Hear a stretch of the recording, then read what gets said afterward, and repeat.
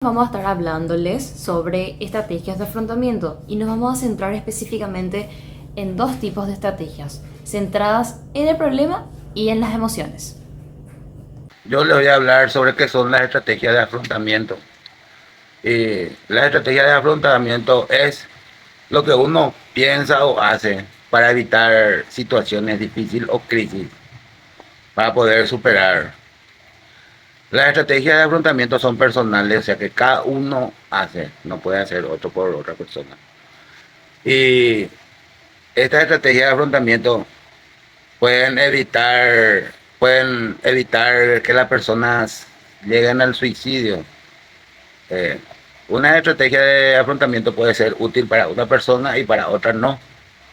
Y es bueno que se cuente con varias estrategias, no solamente uno, para poder sobrellevar las crisis.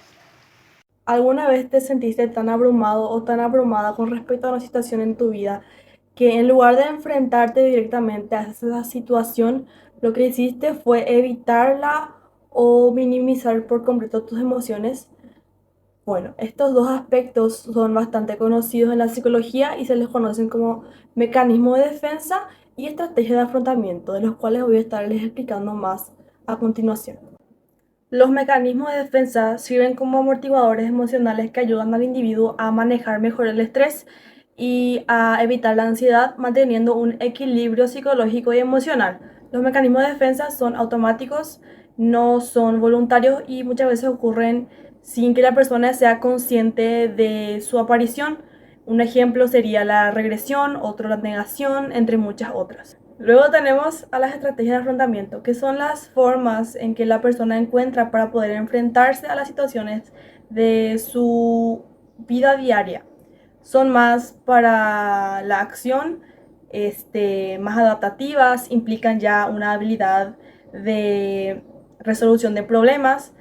Por ejemplo, hacer ejercicio, el utilizar el humor para poder enfrentarse a la situación, unirse a grupos de ayuda. En resumen, las estrategias de afrontamiento lo que buscan hacer es resolver los problemas que pueden llegar a existir y los mecanismos de defensa lo que intentan hacer es proteger al individuo de las emociones negativas, del dolor, entre otras. Pero esto puede no ser tan efectivo porque tiende a como desplegar a la persona de su realidad, dándole una visión bastante distorsionada. Yo de vuelta, ahora yo les voy a estar hablando sobre evitación cognitiva. Evitación cognitiva, en palabras más simples, es cualquier pensamiento, situación o emoción que nosotros valoricemos como desagradable o angustiante, buscamos evadir eso. En términos simples, racionalizando. ¿Por qué me siento así? Buscándole una explicación a eso. Ah, bueno, estoy así nomás por esto y no es tan importante. Dando lugar a otros pensamientos también, con tal de evitar el estresor principal. Como todo tiene un pro y un contra, el pro de la situación sería evadimos la situación estresante generando un alivio pero a corto plazo. El contra sería que a largo plazo la persona va aumentando el nivel de estrés de lo que va evitando, ya sea del pensamiento, de la emoción o de la situación en cuestión. Las estrategias de afrontamiento basados en los problemas suelen ocurrir en situaciones de gran estrés donde la persona busca soluciones a problemas que le suceden. Algunos ejemplos de estas estrategias son identificar el problema, que es importante entender qué está causando el estrés. La generación de opciones, plantear varias soluciones posibles considerando diferentes enfoques. Evaluar las alternativas, analizar las posibles soluciones para determinar cuáles son más viables o efectivas y se deben considerar las ventajas y desventajas de cada opción. La planificación, desarrollar un plan de acción y la implementación, poner en práctica el plan de acción. El uso de estas estrategias puede ayudar a las personas a sentirse más empoderadas y menos abrumadas por situaciones estresantes. Yo les voy a hablar de estrategias de afrontamiento centradas en la emoción, que son estrategias que buscan reducir o manejar el impacto emocional que produce una situación estresante, sin necesariamente intentar cambiar la situación en sí. Este tipo de estrategias son especialmente útiles cuando la situación es muy difícil de cambiar. Una de estas estrategias se llama reevaluación positiva, que consiste en un cambio de perspectiva buscando el lado positivo de la situación. Por ejemplo, cuando una persona pierde su empleo, puede ver esa situación como una nueva oportunidad para buscar un empleo mejor, un trabajo que le guste más.